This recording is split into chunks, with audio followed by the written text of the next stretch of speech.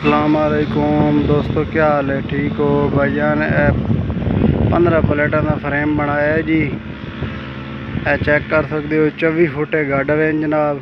11.5 foot का centre वाला pump है तो 24 फुट उत्ते चैनल आमने वो जनाब गार्डर के सुराख निकले पैन।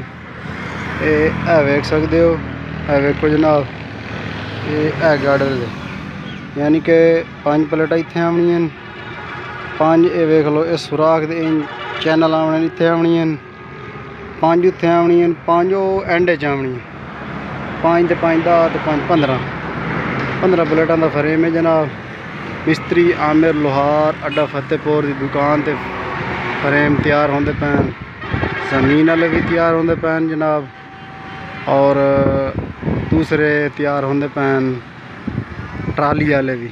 ये जनाब इस फ्रेम का ये पिया है थले पैर पोजिशन, ए टीवी पई है, ए वेख सकते हो, ए चीज़ पई है। उस तो बाद जनाब 2 फ्रेम होर हैं पे ट्राली सिस्टम है, ए वेख सकते हो।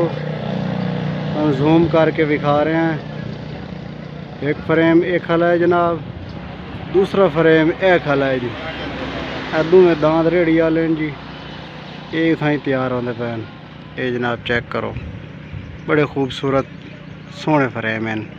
चाहे भाई बनवाने आर्डर दे सकता है, बना के दे सकने। धांजा का सीज़न है जी, बिल्कुल।